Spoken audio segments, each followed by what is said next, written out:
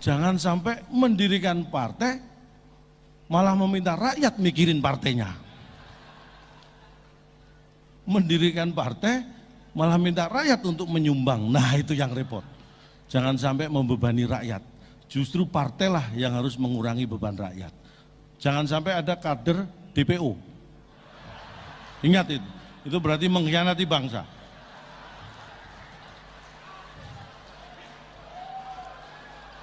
Harus jujur, harus benar. Jangan sampai DPO, apalagi DP 0. Tapi yang tidak bosan-bosan saya selalu mengingatkan, seperti yang sampaikan beliau, selalu mewanti-wanti, jangan sampai salah memilih dan mendeklarasikan capres. Jangan sampai salah. Takutnya capres yang kita deklarasikan ternyata cuma caper, alias orang yang cuma cari perhatian. Yang waras tidak boleh mengalah terhadap mereka para pencoleng-pencoleng agama yang menjadikan agama sebagai alat politik.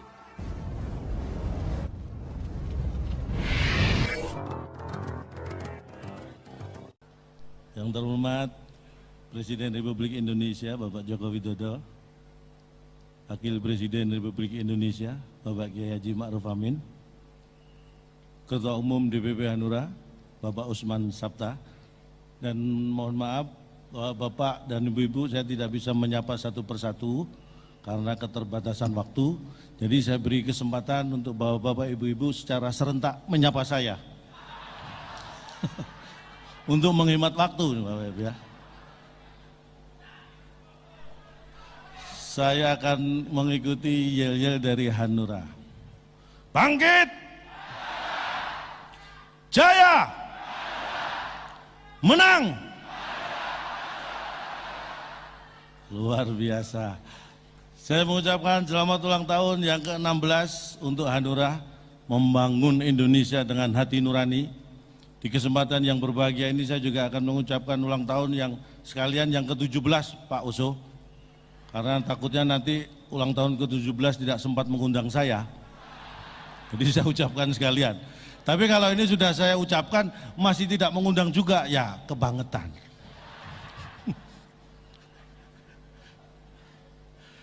Bangga sekali saya bisa hadir di sini, dan tadi disampaikan oleh Pak Jokowi, ini baru terjadi ulang tahun partai dihadiri Presiden dan Wakil Presiden.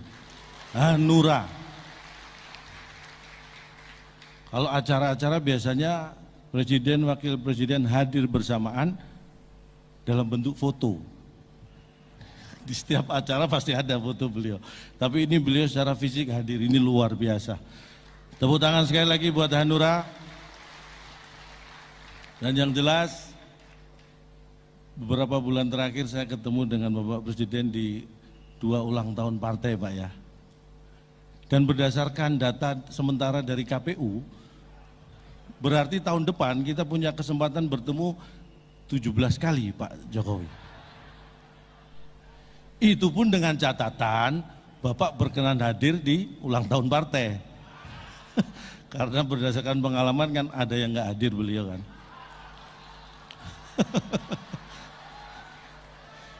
Itu juga dengan catatan saya diundang di ulang tahun partai-partai. Jadi tolong catatan itu diperhatikan. Saya bangga sekali bisa berdiri di hadapan bapak-bapak, ibu-ibu, ini orang-orang yang penting. Dan mohon maaf bapak-bapak, ibu, yang berdiri di hadapan bapak-bapak, ibu-ibu ini, saya nggak masalah, saya nggak harus jadi orang penting. Yang penting saya orang. Saya udah dianggap orang aja, udah alhamdulillah saya ini. Ini kebanggaan buat saya, benar sekali. Karena biasanya ya, berhadapan dengan beliau-beliau ini kan deg-degan gitu ya. Saya tuh lebih deg-degan kalau di acara, ini kalau bukan yang di depan honornya. Jadi kalau yang di depan honornya itu saya nggak deg-degan. Kalau acara bukan di depan honornya, nah itu saya deg-degan. Pulang saya tungguin sampai acara selesai.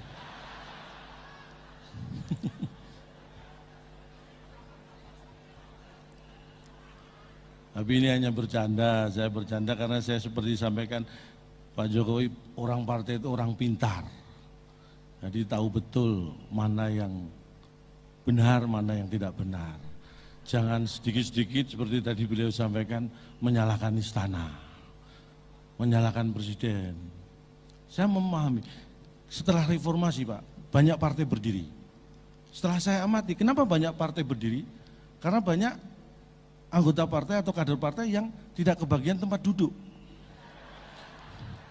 Sehingga berdirilah partai-partai baru. Prinsipnya sama. Coba kalau kebagian tempat duduk mungkin nggak akan ada partai baru. Karena nggak kebagian tempat duduk, lahirlah partai baru. Tapi tidak masalah karena itu memang demokrasi seperti itu. Tapi yang terpenting adalah mendirikan partai itu untuk memikirkan rakyat. Itu yang terpenting. Jangan sampai mendirikan partai malah meminta rakyat mikirin partainya. Mendirikan partai malah minta rakyat untuk menyumbang. Nah, itu yang repot. Jangan sampai membebani rakyat. Justru partailah yang harus mengurangi beban rakyat. Tepuk tangan buat saya. Ini kebanggaan yang luar biasa. Karena ini tidak main-main ya. Saya kira saya banyak ditanya Pak di luar sana, calon dong apa nggak pernah ditawari partai gitu. Ini baru saya buka di sini Pak. Di tempat lain udah sering, di sini baru ini. Banyak partai yang telepon saya. Partai-partai itu ada yang nawarin jadi kader. Telepon saya ditawari jadi caleg. Telepon saya jadi wali kota, wakil wali kota, jadi bupati. Saya tunggu follow up. Akhirnya saya telepon balik. Ini jadi enggak?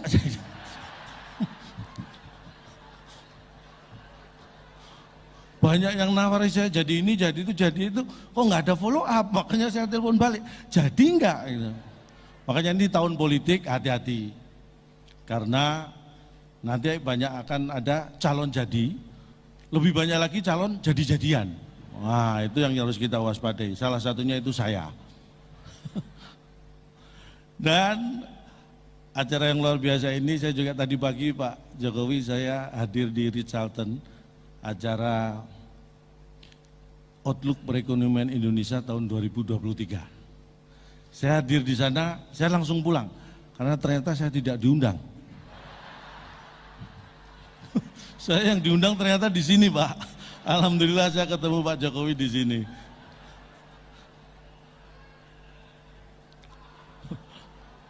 Saya baru sadar setelah hadir, oh ternyata saya nggak diundang. Daripada nunggu saya diusir, mending saya pamit duluan gitu kan. Tapi makanya saya gitu, tahun 2013-2015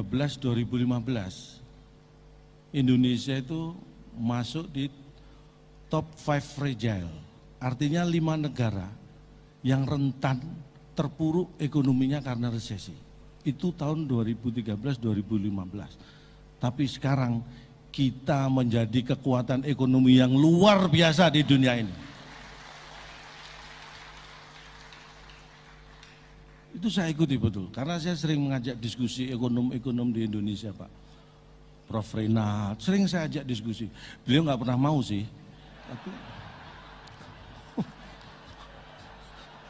Tapi saya semangat ngajak gitu. Saya mengikuti apa yang disampaikan Pak Jokowi bahwa pelaku ekonomi kita itu 99%-nya adalah UMKM.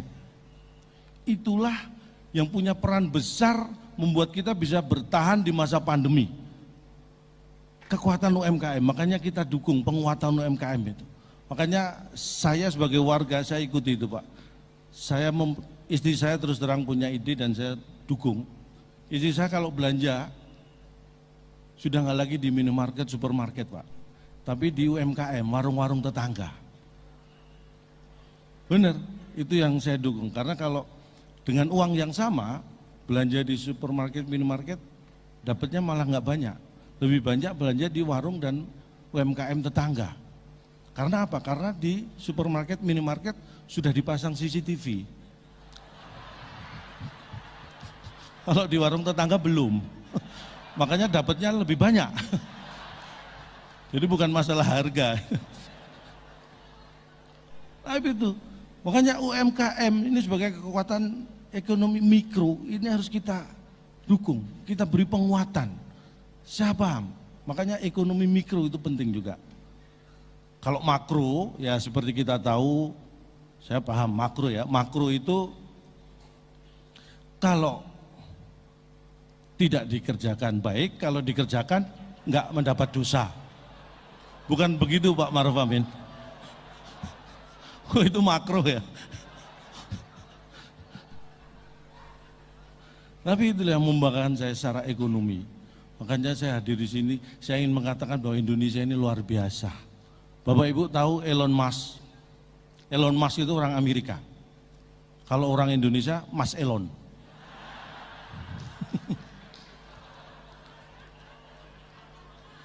Elon Musk itu mengeluarkan triliunan, mungkin ratusan triliun bisa itu keluar, bahkan mungkin ribuan triliun untuk menguasai Mars. Indonesia ini hebat, setiap partai punya Mars dan juga punya himne. Elon Musk puluhan triliun Pak Jokowi dikeluarkan untuk menguasai Mars. Indonesia itu semua partai punya Mars. Contohnya nih Mars Hanura, Mars Hanura, dan Mars Hanura. Kalau partai lain ingin saya sebutkan Marsnya, masih punya kesempatan ngundang saya saat ulang tahun ya. Indonesia luar biasa. Amerika tahun 69 punya seseorang astronot namanya Neil Armstrong, mendarat di bulan. Seluruh dunia diberitahu, Amerika itu lebay. Satu orang mendarat di bulan, seluruh dunia dikabari. Ibu saya, mulai saya kecil, itu kalau sore sudah pakai kerudung rapi, saya tanya, Bu mau kemana? Mau nuju bulan. Ibu saya nuju bulan nggak pernah pengumuman kemana-mana. Hebatnya lagi, ibu saya itu nuju bulan berangkat habis asar, sebelum maghrib sudah pulang. Amerika baru satu orang nuju bulan sudah pamer, lebay. Sekarang mereka melakukan penelitian bagaimana manusia bisa bertahan hidup di bulan. Masih belum nemu caranya. Ibu saya mengajari pada saya, orang Indonesia juga pasti, bukan hanya bagaimana bertahan hidup di bulan, tapi bagaimana bisa bertahan hidup dari bulan ke bulan. Bulan Januari ke Februari berpuluh-puluh tahun. Itulah Indonesia, luar biasa Indonesia.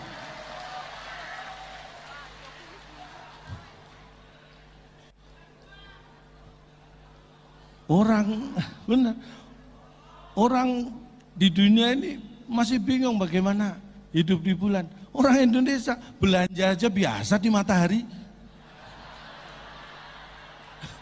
Kalau bukan orang Indonesia mana? Itulah. Makanya saya itu bangga menjadi orang Indonesia. Luar biasa Indonesia ini. Dan seperti yang disampaikan Ketua Umum DPP Hanura, Pak Oso, saya mengikuti banget ya, bahwa ingat kader-kader Hanura, jangan sampai mengkhianati bangsa ini. Betul Pak ya? Pancasila itu sudah final untuk Hanura. Makanya jangan sampai ada kader yang mengkhianati bangsa ini.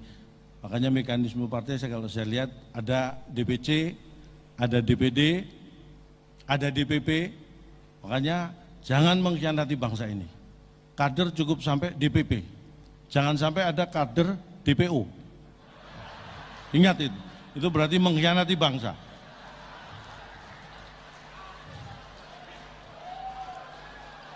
Harus jujur, harus benar.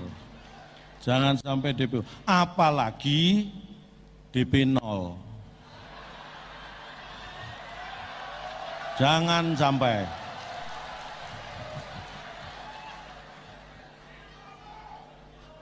Bagaimana saya melihat Piala Dunia baru selesai tahun 2002 di Qatar. Saya melihat ada banyak persamaan antara Hanura dan sang juara dunia Argentina. Ya kan? Hanura punya Messi dengan nomor punggung 10. Hanura peserta pemilu dengan nomor urut 10.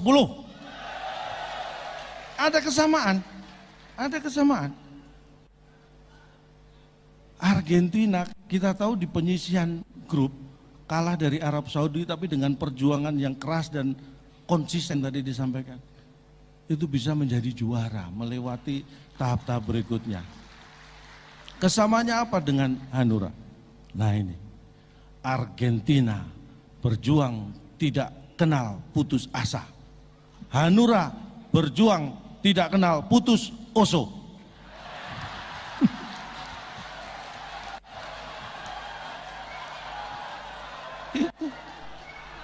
Itu kesamaan yang tidak kebetulan. Siapa yang menyangka Hanura mendapat nomor urut 10 sama dengan nomor punggung Messi, ya kan? Dan ada kesamaan antara Pak Osman Sabta dengan Lionel Messi. Serius. Pak Osman Sabta dan Lionel Messi itu sama-sama bukan Pak Jokowi. Itu kesamaan yang luar biasa. Waktu saya terbatas sekali, mohon maaf. Tapi itu yang ingin saya sampaikan, karena tadi Pak Oso juga menyampaikan bahwa yang terpenting, bahwa beliau siap, bahwa kepemimpinan di Partai Hanura ini, beliau siap untuk memberikan kepada kader-kader generasi muda dan milenial. Luar biasa. Tapi benar Pak Osman Sabta, kalau jadi ketua itu jangan kelamaan, nanti jadi ketuaan.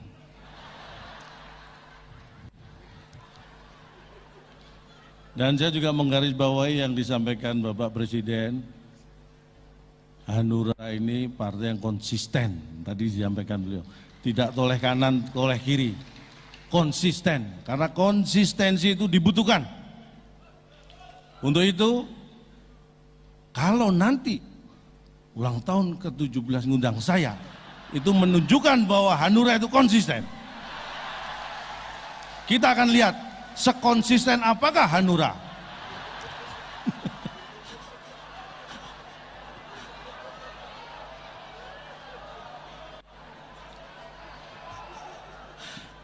Mungkin hanya ini yang bisa saya sampaikan, tapi yang tidak bosan-bosan saya selalu mengingatkan, seperti yang disampaikan beliau, selalu mewanti-wanti, jangan sampai salah memilih dan mendeklarasikan capres. Jangan sampai salah. Takutnya capres yang kita deklarasikan ternyata cuma caper, alias orang yang cuma cari perhatian. Jadi hati-hati dengan itu, dan saya yakin Hanura akan tetap membangun Indonesia dengan hati nurani. Terima kasih. Wassalamualaikum warahmatullahi wabarakatuh.